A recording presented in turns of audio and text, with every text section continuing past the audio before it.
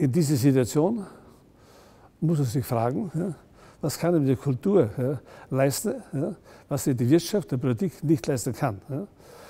Und hier haben wir das Glück, dass in der Kultur, wenn sie gut ist, ja, eine Art Frühwarnsystem ist. Ja.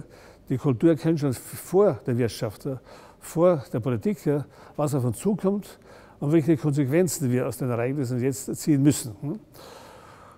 Und die Aufgabe der Kultur wird sein, den Menschen den Verlust, die Angst vor dem Verlust der Nahgesellschaft zu nehmen, auch die Angst und die Panik, die entsteht, wenn wir alle Ereignisse nicht kontrollieren können.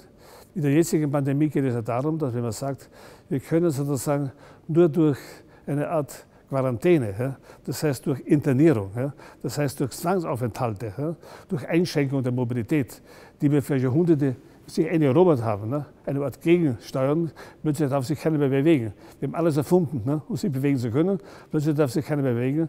Die Kunst kann das überwinden, indem sie neue Alternativen zeigt, wie eben diese Mobilität der Kommunikation eben immateriell erhalten werden kann.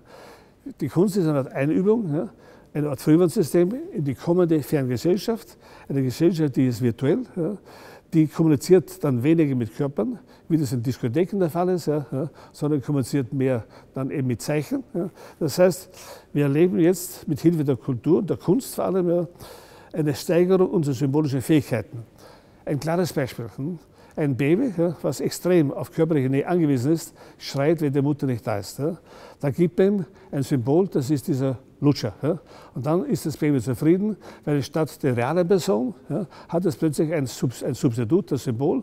Und diese Stufe der Kulturzivilisation müssen auch jetzt wir erreichen. Wir müssen den Leuten helfen, den Erwachsenen zu sagen, sie müssen nicht immer nur die realen Körper für sich haben, sondern es genügt auch, dass wir immer mehr mit Symbolverarbeitung arbeiten. Das heißt, die Kultur kommt auf ein neues Niveau der Symbolverarbeitung, der Zeichenverarbeitung und die Kunst kann das leisten. Das heißt, wir werden eben, die Kultur muss sich sehr stark aus Gebäuden heraus in den virtuellen Raum hinein bewegen, online, nicht lokal, virtuell.